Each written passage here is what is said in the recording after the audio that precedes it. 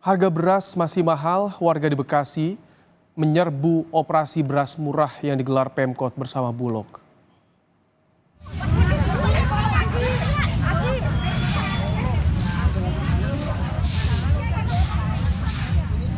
Pemerintah Kota Bekasi bersama Bulog menggelar operasi pasar beras murah di halaman kantor Kecamatan Bekasi Timur, Kota Bekasi.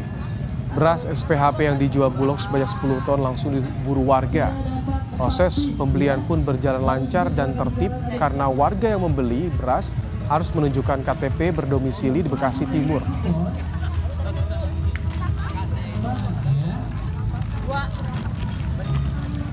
Mahal nggak? Mahal.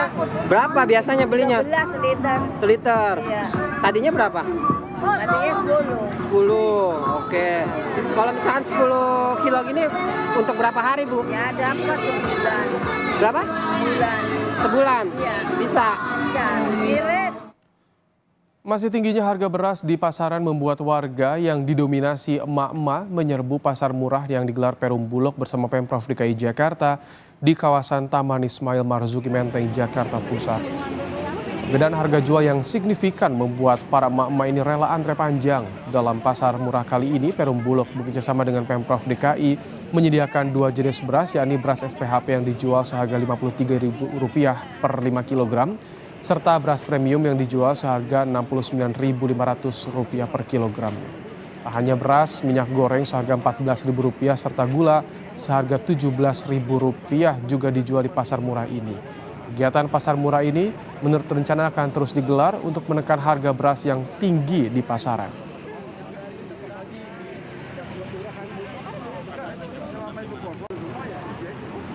Ya lumayan lah kalau dihitung ini kan kurang lebih 5 kilo itu 6 liter ya. Jadi kalau dibagi 6, 53.000 itu kurang lebih 8.000. Kalau di pasar itu seliter 14.000.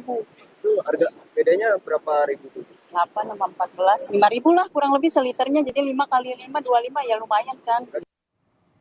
Harga beras terus naik dan semakin mahal di pasar tradisional di kota Surabaya. Beras premium kini sudah mencapai Rp18.000 hingga Rp19.000 per kilogram.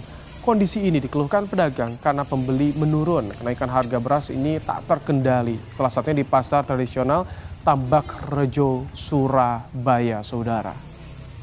Akibat situasi ini, pedagang mengeluhkan menurunnya pembelian. Supaya beras nggak mahal, yo minta diturunkan. Saya minta diturunkan biar orang beli di pasar ada. Kalau beras sekarang yang jelek itu 15, yang bagus sedikit itu ya masih berapa? 19, 18. Di Kota Makassar, Sulawesi Selatan, harga beras juga terus mengalami kenaikan. Beras kelas premium kini naik menjadi Rp16.000 per kilogram dari semula Rp14.000 per kilogram. Sedangkan untuk beras jenis medium naik dari Rp13.000 menjadi Rp15.000 per kilogram. Menurut pedagang, naiknya harga beras di pasar tradisional merupakan kenaikan tertinggi yang pernah terjadi. Faktor kurangnya stok beras dan banyaknya petani yang gagal panen diduga jadi penyebab kenaikan harga yang tak terkendali ini.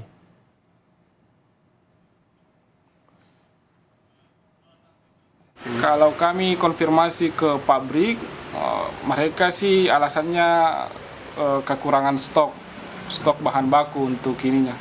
Kalau saya pribadi berpendapat mungkin itu akumulasi dari akibat dari gagal panen yang panen sebelumnya.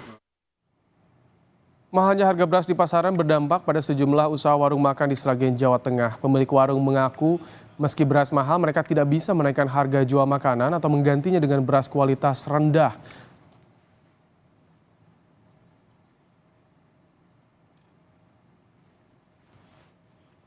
Kalau pembelinya berkurang. Kira-kira berapa persen Mbak dari biasanya? 20%.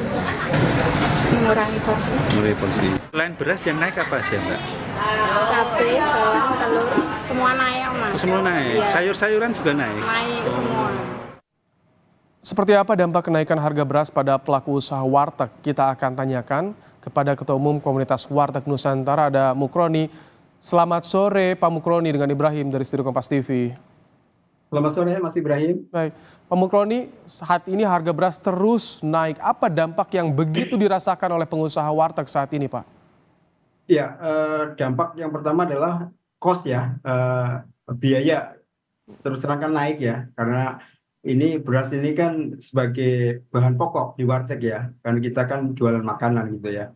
Itu satu. Yang kedua, ya ini mengurangi keuntungan, Mas Ibrahim. Jadi biaya naik, mengurangi keuntungan. Dan yang ketiga ini kan daya beli masyarakat ini kan masih belum pulih semuanya. Jadi ini kita harus hati-hati juga kalau kita menaikkan dengan harga ini, nanti malah pelanggannya akan hengkang atau akan menjauh dari warung kita gitu, Mas Ibrahim. Sejak kapan sih dirasakan ini beras naik mulai berdampak bagi usaha warteg ini sejak kapan, Pak?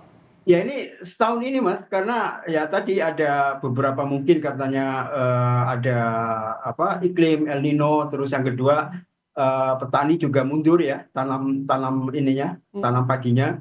Terus yang ketiga mungkin ada unsur internasional global itu ya, ada perang, ada sebagainya. Jadi sudah setahun ini dan naiknya juga lumayan, hampir 100%. Ini paling parah yang dirasakan kenaikan paling parah. Masih mendapatkan harga sekitar 450, Mas Ibrahim. Sekarang sudah 800 ya. Artinya kan sudah setahun ini hampir 100% kenaikan beras ini, Mas Untuk Ibrahim. di bulan ini dirasa yang paling parah, Pak Mukroni. Betul.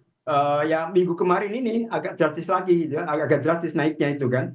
Hampir 100.000 ini per karung yang isi 50 kilo, Mas Ibrahim. Itu untuk mengakalinya gimana? Karena kan nggak mau juga pembeli kabur gitu. Untuk mengakalinya gimana sih? Sementara harga kan naik terus beras.